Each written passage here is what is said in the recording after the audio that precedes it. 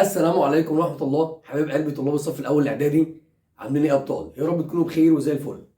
النهارده يا صديقي جايين نحل الدرس الأول من الوحدة الثالثة عندنا، وهو بعنوان الراعي والثروة الحيوانية والسمكية في إفريقيا.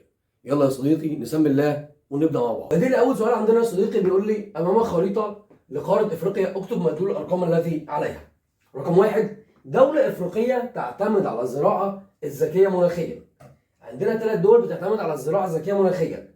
رقم واحد مديني الدولة دي اسمها دولة مالي، يبقى واحد مالي. أنا عندي مالي وعندي مصر وعندي كمان غانا. 2، دولة تشتهر بإنتاج القطن طويل التيلة. طويل التيلة في أفريقيا عندنا دولتين، يا إما عند مصر يا إما عند السودان. هنا مديني دولة 2 السودان.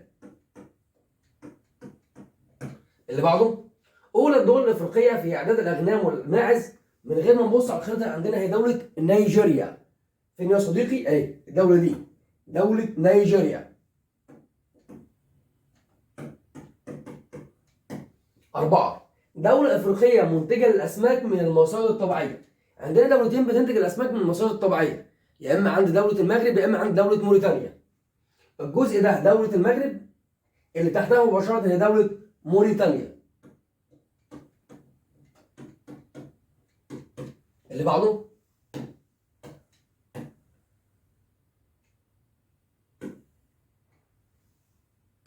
5 بيقول لي أولى الدول الأفريقية في إنتاج الأسماك من المزارع السمكية. عندنا أول دولة بتجيب السمك من المزارع السمكية عندنا طبعا مصر. لو قال الأولى هي مصر.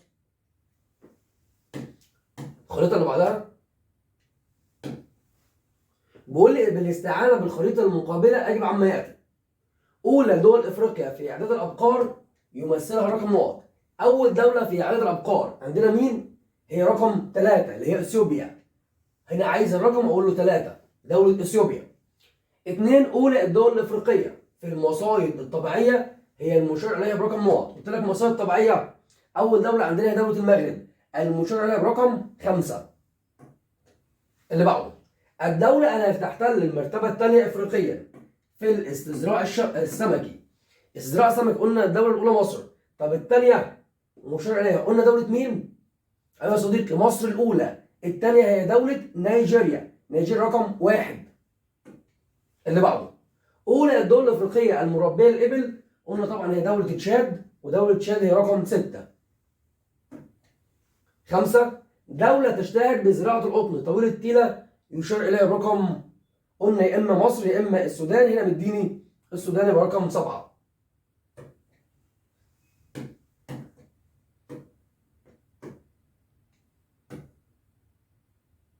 بيقول لي يا صديقي استعن بالخريطتين التاليتين في اختيار الإجابة الصحيحة. طب أول سؤال عندي بيقول لي المسطح المائي الذي يختفي على سواحله وجود الأراضي الخصبة. يعني ما فيش عنده أراضي خصبة بالشكل اللي قدامنا ده. الأراضي الخصبة موجودة قلنا فين؟ موجودة في المنطقة دي، عند نهر النيل وعند نهر الكونغو وعند نهر الزنبيزي وعند نهر أورنج وعند نهر النيجر. طب فين المكان اللي ما فيهوش أراضي خصبة؟ هل سواحل المحيط الهندي؟ طب المحيط الهندي الجزء ده فيه زراعة اهو، ده فيه زراعة يبقى ما ينفعش. طب المحيط الأطلنطي الجزء ده فيه زراعة، الجزء ده يبقى ما ينفعش المحيط الأطلنطي. طب اللي بعده يا صديقي بيقول لي البحر المتوسط والبحر الأحمر. طب البحر المتوسط عنده، يبقى اللي ما عندوش أراضي زراعية خصبة يا صديقي هو البحر الأحمر. اللي بعده بيقول لي تتركز الأراضي الزراعية في أكبر الجزر الأفريقية بالقرب من سواحلها. سواحلها مين؟ احنا عندنا الجزر كلها في أفريقيا في الجزء الشرقي، يبقى الإجابة عندنا الجزء من سواحلها الشرقية. اللي بعده، أهم الدول المربية للثروة الحيوانية بقارة أفريقيا تقع. نبص يا صديقي وركز معايا قوي. هنا أكتر مكان فيه ثروة حيوانية، طب أنهي جزء؟ قال لي أكتر جزء هو الجزء ده اللي واقع ما بين دائرة الاستواء ومدار السرطان.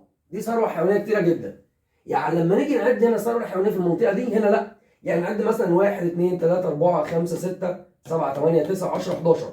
طب هنبص هنا ادي 1 2 3 4 5 6 7 8 9 10 11 12 13 14 15 يبقى عندنا 11. يبقى اكبر عدد من الثروه الحيوانيه او من الحيوانات موجوده ما بين حاجتين، ما بين مدار السرطان ودائره الاستواء، او ما بين دائره الاستواء ومدار السرطان يا صديقي. يبقى الاجابه بتاعتنا اهم الدول المربيه للثروه الحيوانيه بقاره افريقيا تقع بين دائره الاستواء ومدار السرطان. اول حته الجزء ده. اللي بعده يا صديقي بيقول لي الدول التي تتوقع انها منتجه لكل من محصولي الكثافه واليام. لما درسنا محصول الكثافه واليام قلنا المحاصيل دي تنتشر في المناطق الاستوائيه اللي هي عند دائره الاستواء. طب مين الدوله اللي عند دائره الاستواء؟ هل المغرب؟ لا، ده فوق خالص عند البحر المتوسط. طب جنوب افريقيا دي من تحت خالص في المنطقه دي. طب مصر؟ لا. يبقى عندنا يا صديقي الكونغو الديمقراطيه. اللي بعده بيقول لي اكمل الجدول التالي. مديني محاصيل زراعيه ومناطق زراعتها وكمان مديني التصنيف. الكثافه، مناطق زراعتها بزرعها فين الكثافه؟ الكثافه قلنا بنزرعها في المناطق الاستوائيه. يبقى هنا المناطق الاستوائيه. طب وكمان يا صديقي الكثافه هي نسخه من اليام. يعني لو جاب لي اليام في اي نقطه هكتب له امين نفس النقطه بالظبط. يبقى هنا هكتب له برضه المناطق الاستوائيه. دي مكان زراعته. طب وكمان يا صديقي بيقول لي الكثافه واليام دي من المحاصيل نوعها المحاصيل الضرنيه، هي ضرنات تشبه البطاطا او البطاطس. الكثافه قلنا زي البطاطا واليام شكلها الخارجي يشبه البطاطس. يبقى هنا برضو اكتب له نفس الاجابه، تصنيفها من المحاصيل الضرنيه. طب اللي بعده يا صديقي بيقول لي البن ده بيتزرع فين؟ في افريقيا. قلنا البن بيتزرع في 3 مناطق في افريقيا، في شرق وغرب ووسط افريقيا. يبقى نقول له شرق وكمان غرب ووسط افريقيا. طب ده نصنفه طبعا محاصيل ايه؟ محاصيل منبهات، بشربها بتنبهني، يبقى محاصيل المنبهات. اللي بعده يا صديقي الكاكاو. قلنا البن والكاكاو والشاي كلهم محاصيل منبهات، ده بيتزرع في الشرق، يبقى نبص له على الحته دي ونقول له برضه هي من المنبهات. طب ومعاهم برضه كاكاو من المنبهات.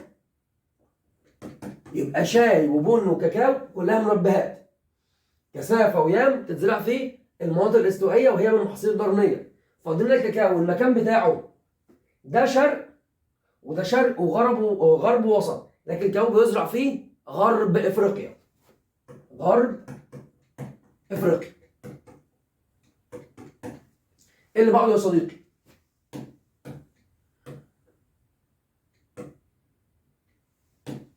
بيقول لي اكمل الجدول التالي بالمشكلات التي تواجه الثروه الحيوانيه.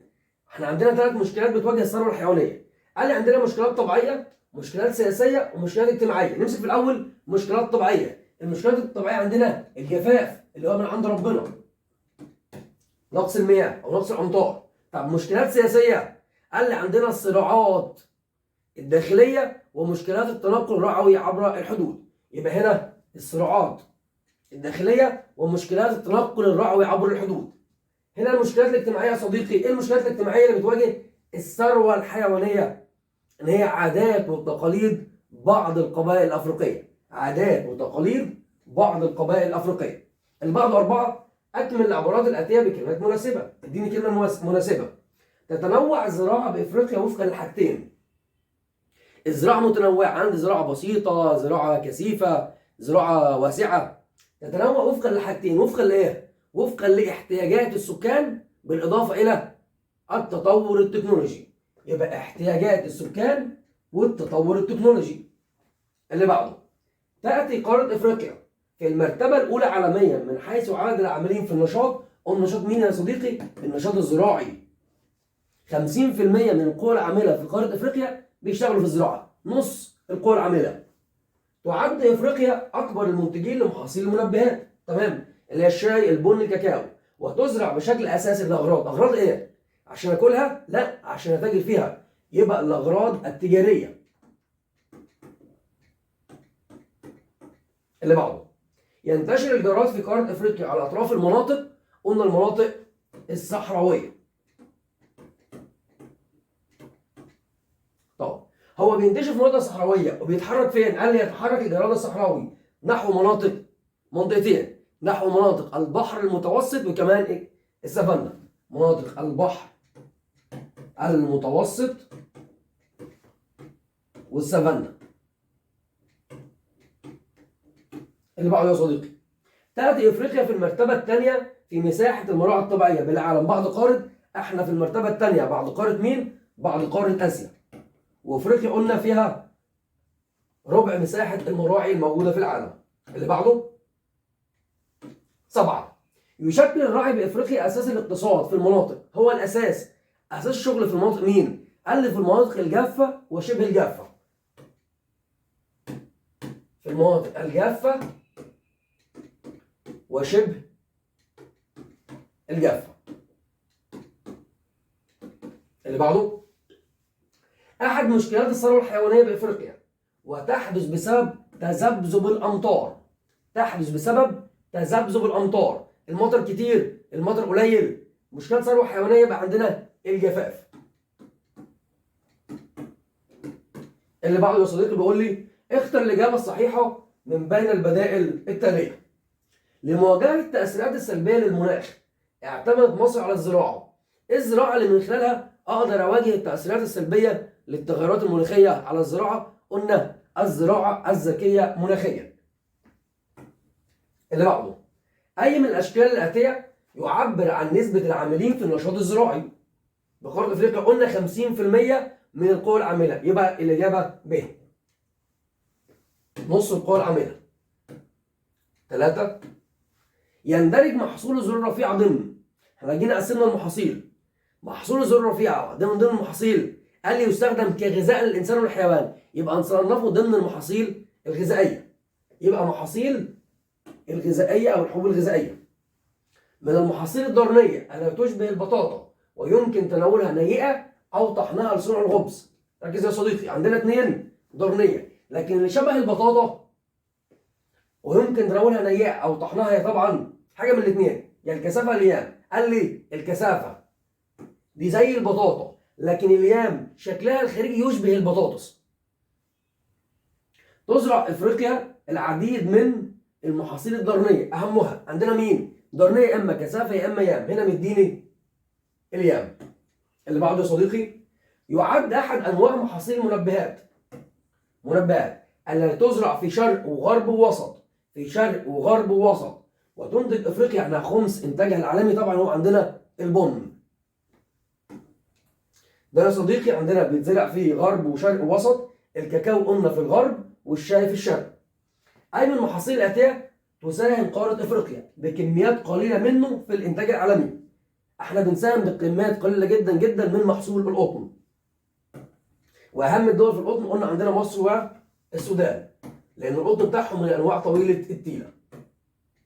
8. تستحوذ قاره افريقيا على معظم الانتاج العالمي من المحاصيل الاتيه ويخرج عنها. يعني افريقيا بتنتج كميات كبيره جدا من المحاصيل دي، لكن في محصول بتنتج منه كميه قليله. الكاكاو، اليام، الكثافه، الشاي. عندنا مين؟ الشاي. احنا بننتج بس قد ايه؟ عشر الانتاج العالمي. لكن عندنا الكثافه بننتج تلتين الانتاج. اليام 98%، المعظم.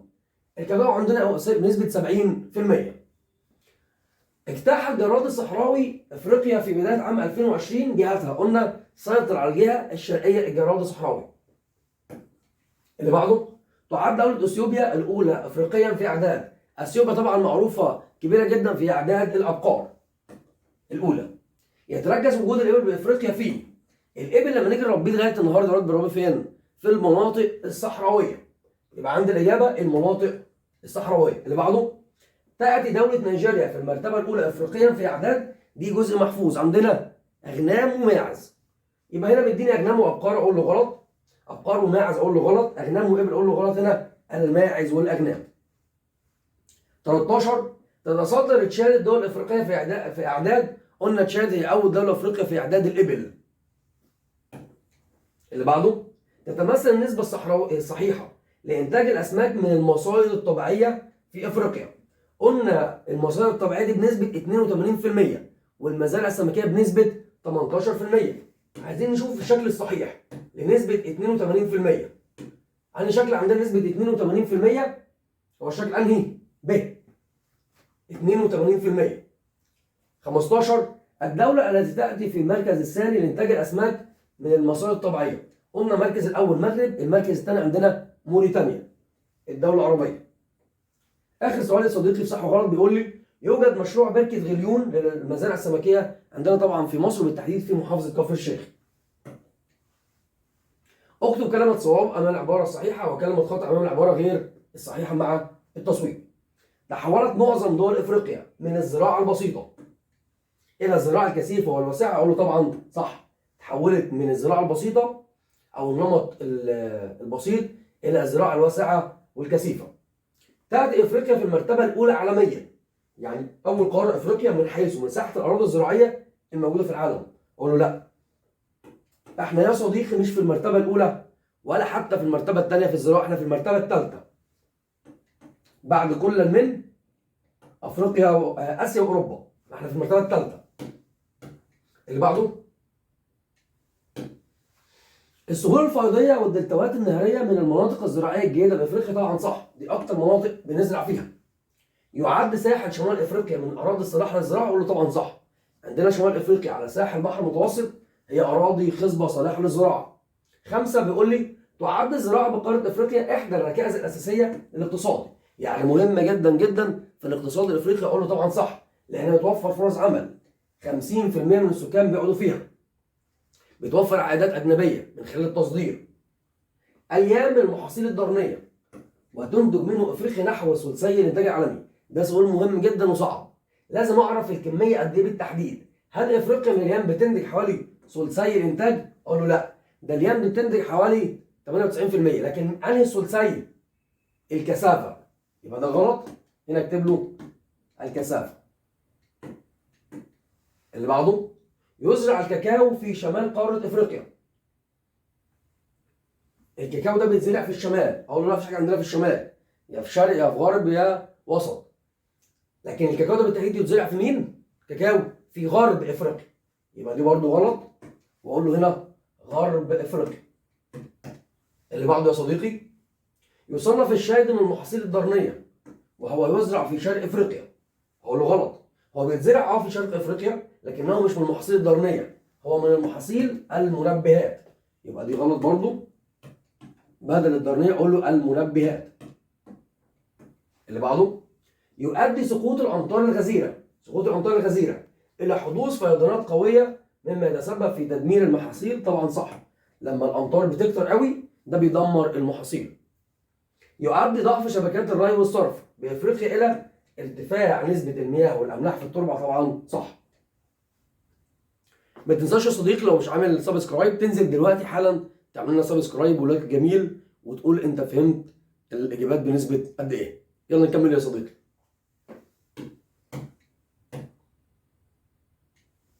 11 بيقول يمثل الجراد الصحراوي تهديدا للنشاط الزراعي في قاره افريقيا. قلنا صح، بيؤدي الى تدمير مساحات واسعه جدا من الاراضي الزراعيه والمحاصيل. ضعف التمويل من المشكلات البشريه التي تواجه زراعه افريقيا. ضعف التمويل يعني ما بنصرفش على الزراعه، ما بنصرفش على البحوث الزراعيه. طبعا صح، دي مشكلات بشريه مش طبيعيه. يوفر الراعي فرصه عمل لغالبيه سكان غرب ووسط قاره افريقيا. دي مهمه جدا. ايوه، الراعي بيوفر فرصه عمل خاصه في المناطق الجافه وشبه الجافه وبالتحديد لمناطق غرب ووسط قاره افريقيا. تعد السودان وكينيا من اكبر الدول المصدره للثروه الحيوانيه لدول الخليج. اقول له صح، عندي السودان، عندي كينيا، عندي اثيوبيا، دي كل دول بتصدر اللحوم الى او الثروه الحيوانيه الى دول الخليج العربي. تساهم افريقيا بنسبه قليله من الانتاج العالمي للاسماك وفقا لعام 2022. دي يا صديقي صح، لان افريقيا بتيجي في المرتبه الرابعه عالميا في انتاج الاسماك، فاحنا بنساهم بنسبه قليله. اللي بعده معظم الانتاج السمكي في قاره افريقيا ياتي من المزارع السمكيه. هي مزارع سمكيه يا صديقي؟ اقول لك لا، المزارع السمكيه بنسبه 18%، لكن من المصايد الطبيعيه. يبقى دي غلط، واقول له هنا النسبه الكبيره او المعظم بيجي من المصايد الطبيعيه. 17 تحتل مصر المرتبة الأولى إفريقيا في إنتاج الأسماك من المصادر الطبيعية. أقول له لا غلط برضه، إحنا المرتبة الأولى ولكن من المزارع السمكية.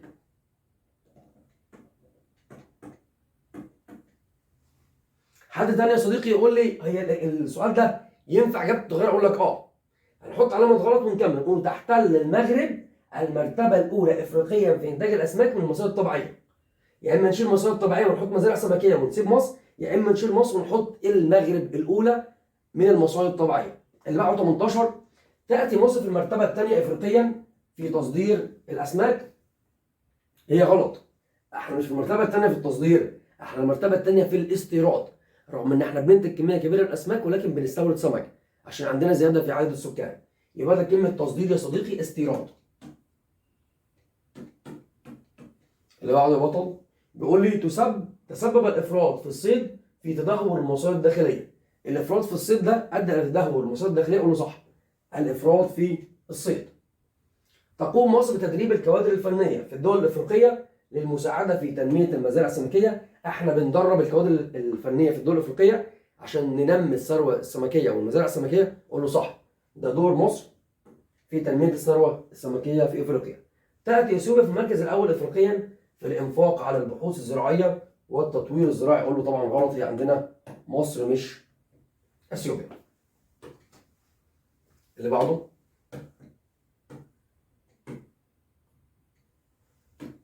صوب ما تحته خط. كانت الزراعه الكثيفه هي النمط السائد، يعني النوع السائد للزراعه في افريقيا حتى القرن العشرين الميلادي. اقول له غلط، هي مش الزراعه الكثيفه، هي الزراعه البسيطه.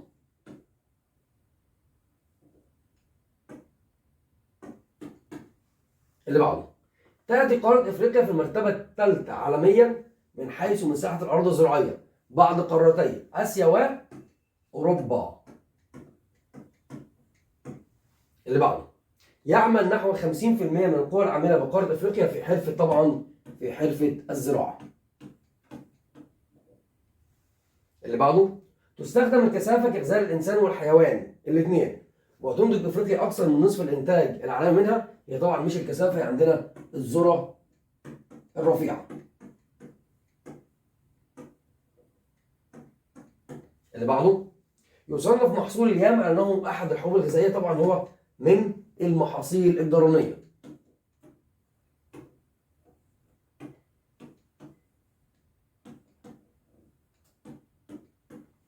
اللي بعده تعد دوله السودان اولى الدول الافريقيه في عدد الاغنام والماعز. قلنا طبعا مش دوله السودان، هي دوله نيجيريا.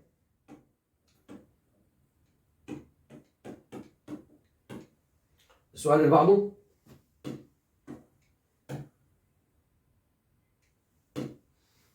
تصنف مصر اولى الدول الافريقيه في انتاج الاسماك من المصادر الطبيعيه. طبعا مش مصر، هي دوله المغرب. اللي بعده اكتب ما تشير اليه كل عباره من العبارات الاتيه. الزراعه التي تستهدف زياده الانتاجيه بشكل مستدام والتكيف مع التغيرات المناخيه اسمها الزراعه الذكيه مناخيا. يبقى الزراعه الذكيه مناخيا.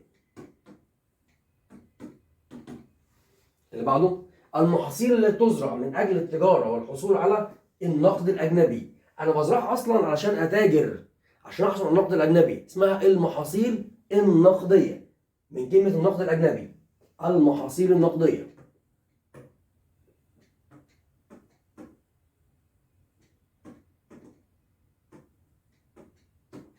اللي بعده محصول يستخدم في صناعه اطارات الطائرات والسيارات، طبعا هو المطاط الطبيعي.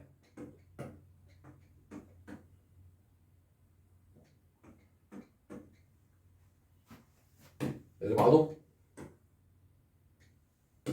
بيقول لي يشكل اساس الاقتصاد الافريقي في المناطق الجافه وشبه الجافه. هو الاساس بتاع الشغل في منطقه جافه يعني منطقه صحراويه. هشتغل ايه في المنطقه الصحراويه؟ هو طبعا الراعي.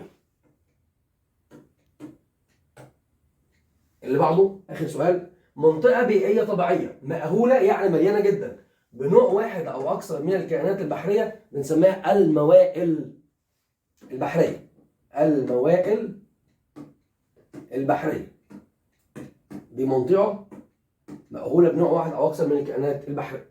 اختر الكلمة غير المناسبة للمجموعة مع ذكر السبب. اختار لي كلمة مش مناسبة وقول لي ليه. هنا بيقول لي جيب لي البن والكاكاو واليام والشاي. طب أنا عارف إن البن والكاكاو والشاي دي محاصيل مالها منبهات. طب المختلف هنا اليام، يبقى نكتب له أمين اليام. طب إيه السبب؟ أقول له لأن اليام من المحاصيل الضرنية، أما باقي المجموعة فهي من محاصيل المنبهات. اللي بعده تذبذب الأمطار، ملكية الثروة الحيوانية، المشاعر القبيلة، الصراعات السياسية، هجر الكثير من الشباب من المناطق الرعوية. إيه ده؟ ما ده كلهم أسباب في مشكلة واحدة وهي مشكلة الثروة الحيوانية. أمال إيه المختلف؟ واحدة واحدة يا صديقي. تعال نمسك بقى مين تذبذب الأمطار. دي أسباب إيه؟ دي إحنا اللي بنعملها ولا طبيعية من عند ربنا؟ تذبذب الأمطار دي مشكلة في الثروة الحيوانية بس لأسباب طبيعية. ملكية الثروة الحيوانية، المشاعر القبيلة ده من البشر، صراعات سياسية بشر، هجر الكثير من الشباب من المناطق الرعوية دي بشرية. يبقى نقول له هنا تذبذب الأمطار. هنا بقول مع ذكر السبب. ليه تذبذب الأمطار؟ نقول له لأن تذبذب الأمطار من الأسباب البشرية للمشكلات الحيوانية.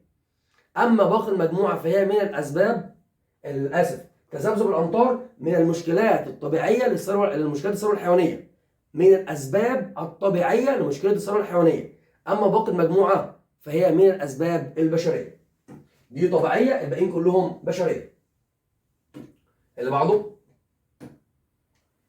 بما تفسر اتباع الزراعة البسيطة في أفريقيا حتى القرن العشرين.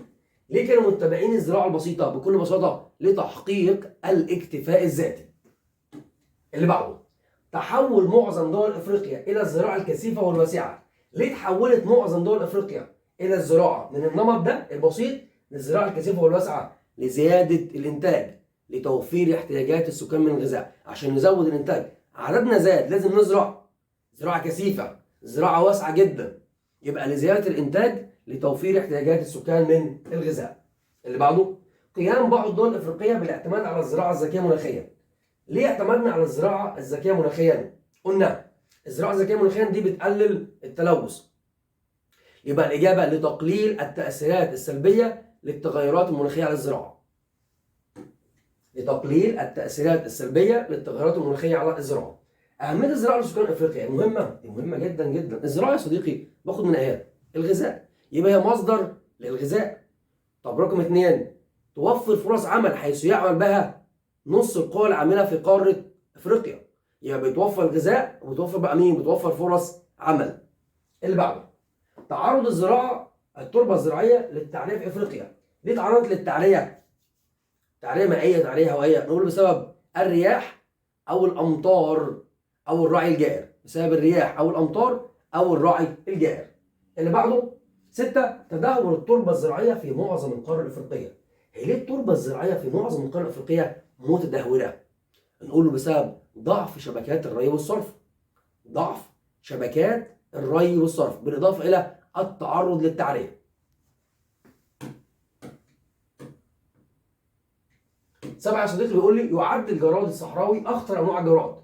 الجراد ده صعب جدا. ليه؟ لأنه يؤدي إلى تدمير مساحات واسعة من الأراضي الزراعية والمحاصيل الزراعية. لأنه يؤدي إلى تدمير مساحات واسعة من الأراضي الزراعية والمساحات الزراعية. وكمان يا صديقي نفتكر إن هو أكتر منطقة دمرها هي شرق مين؟ شرق أفريقيا. يبقى لأنه يؤدي إلى تدمير مساحات واسعة من الأراضي الزراعية أو المحاصيل الزراعية. اللي بعده 8 تعد الأبقار محدودة القيمة الاقتصادية في أفريقيا. ليه قيمتها محدودة؟ الأبقار بكل بساطة لضعف إنتاجها من اللحوم والألبان. في أفريقيا الأبقار ما بتدينيش لا كمية كبيرة من اللحوم ولا كمية كبيرة من الألبان، لضعف إنتاجها من اللحوم والألبان. كلمة ضعف يعني قلة إنتاجها. اللي بعده أهمية الثروة الحيوانية لقارة أفريقيا. هي الثروة الحيوانية دي مهمة جدا؟ أقول لك جدا جدا. تعال نشوف هي مهمة ليه.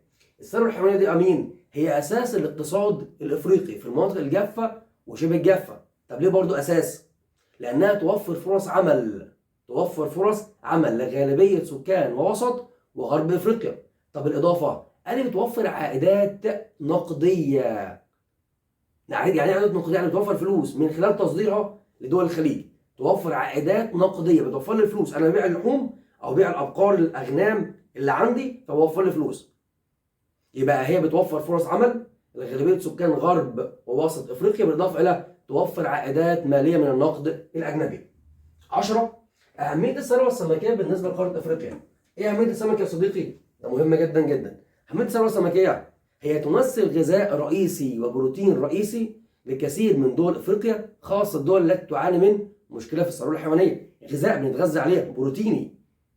طب رقم 2 بتوفر فرص عمل، زياده الدخل القومي، تدخل بنسبه كبيره في التجاره الدوليه. كل ده اهميه الثروه السمكيه.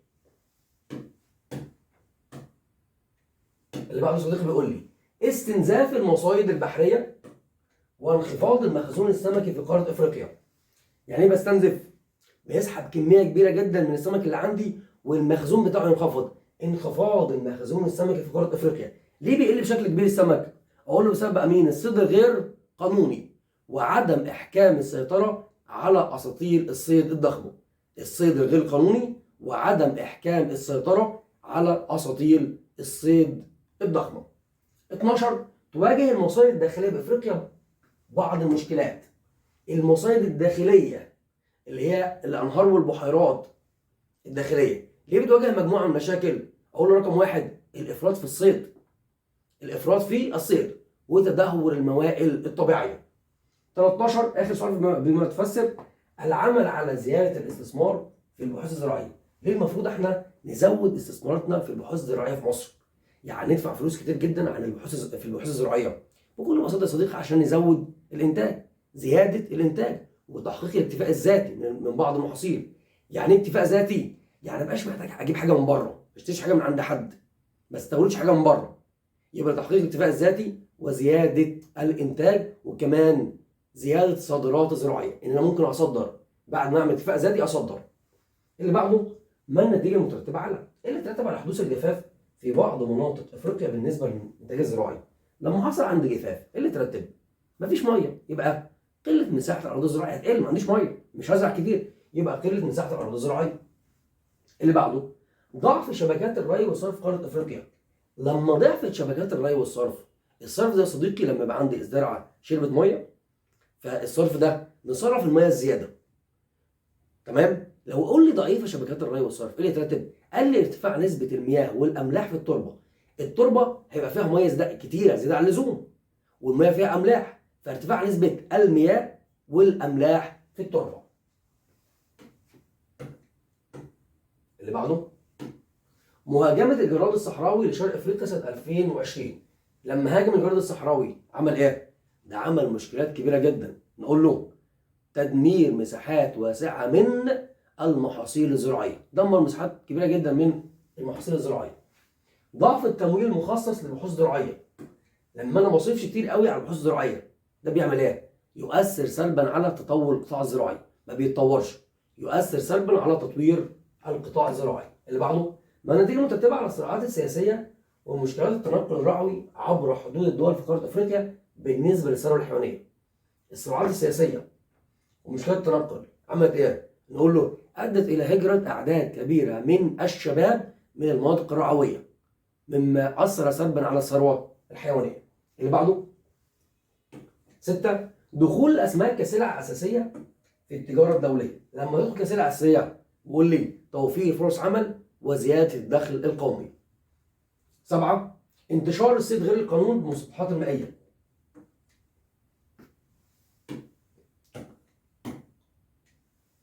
انتشار الصيد غير القانوني بالمسطحات المائيه في قاره افريقيا. ايه اللي ترتب لما انتشر الصيد غير القانوني؟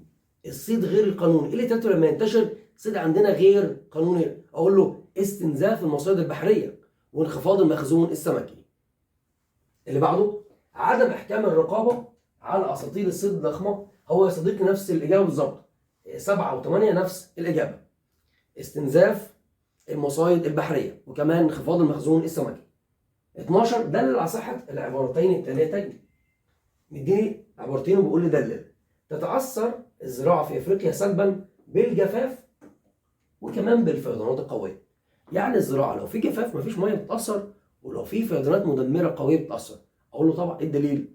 نقول الجفاف ده يؤدي الجفاف الى قله مساحه الارض الزراعيه، والفيضانات القويه تؤدي الى تدمير المحاصيل الزراعيه وتجريف التربه.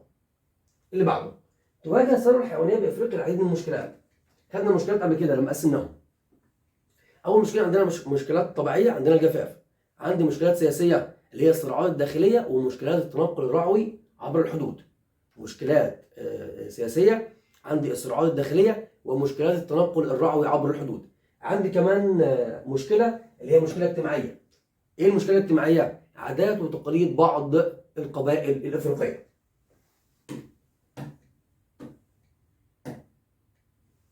قارن بين كل من المصادر الطبيعيه والمزارع السمكيه من حيث اهم الدول المنتجه. المصادر الطبيعيه والمزارع السمكيه. عندي مصادر طبيعيه صديقي. الدوله الاولى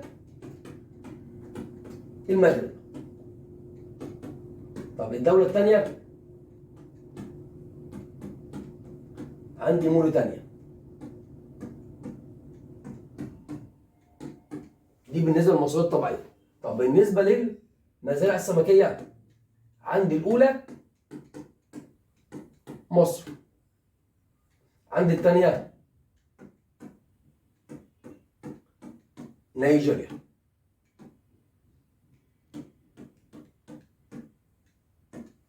اللي بعده، حد برضو اول شبه بين كل من الكثافه والياب. الاثنين متشابهين فيها صديقي، الاثنين سهلين جدا. الاثنين بيتزرعوا في المناطق الاستوائيه. طب رقم اثنين، الاثنين من ضمن المحاصيل الدرنيه. طب ثلاثه، يستخدموا كغذاء الانسان.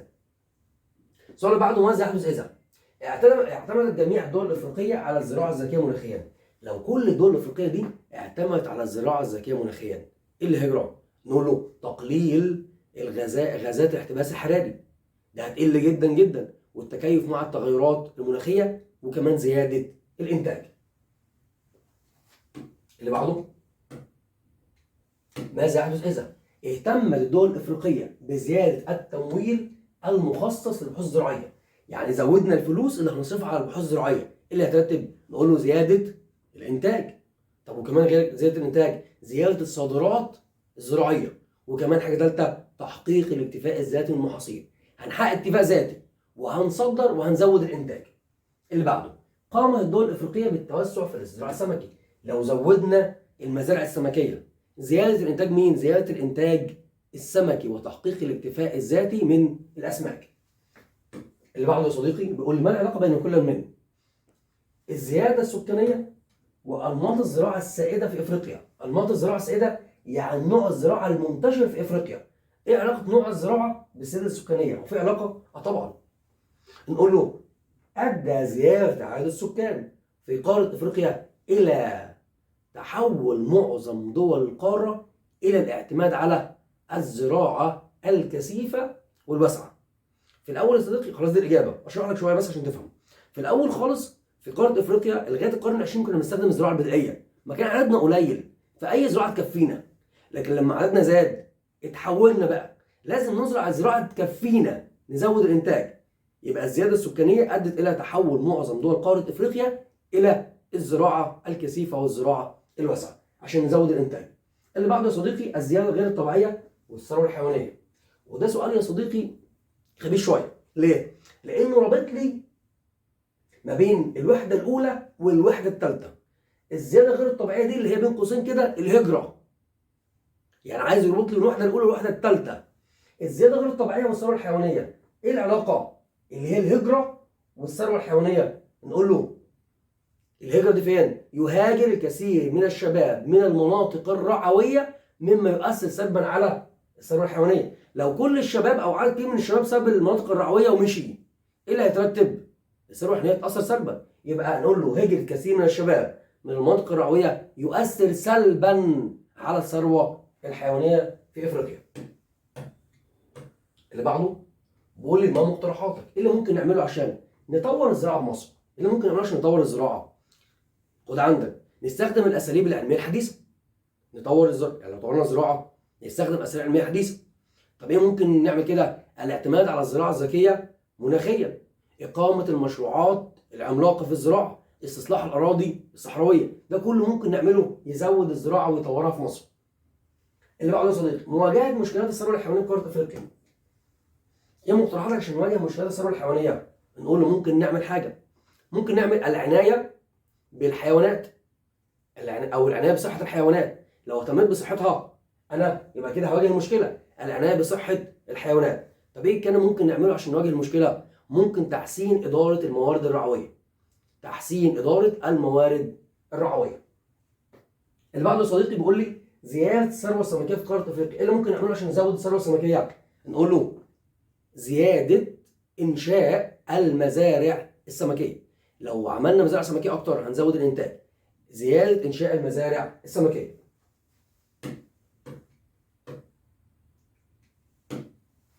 تعد الزراعه احد الانشطه الاقتصاديه المهمه في افريقيا، ويعمل بها عدد كبير من سكان القاره، كما ان النشاط الرعوي اهميه كبرى لابناء القاره.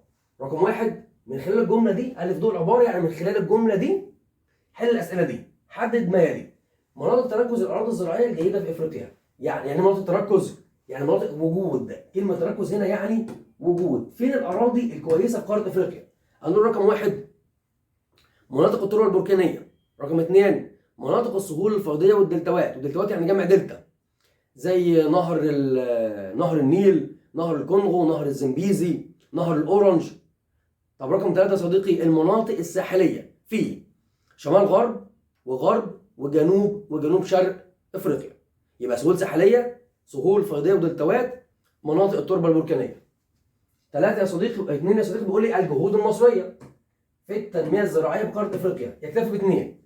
جهود افريقيا لها اكتر من مجهود، هي بالتحديد لها ثلاثه. هو عايز اثنين من الجهود المصريه في التنميه الزراعيه بقاره افريقيا. ايه اللي ممكن تعمله مصر عشان، او عملته مصر عشان تنمي الزراعه بافريقيا؟ رقم اثنين اقامه المشروعات الزراعيه في الاستصلاح الزراعي. عملنا مشروعات كبرى وبنسميها المشروعات القوميه. اقامه المشروعات القوميه للاستصلاح الزراعي.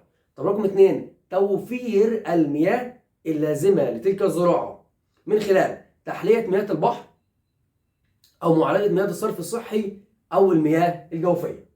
اللي بعده الجهود التي قامت بها القاره الافريقيه لتنميه الثروه الحيوانيه. ايه اللي عملته افريقيا عشان تنمي وتزود الثروه الحيوانيه؟ رقم واحد بنقول اطلقت مبادرات اقليميه من اجل العنايه بصحه الحيوان بالاضافه الى تحسين اداره الموارد الرعويه.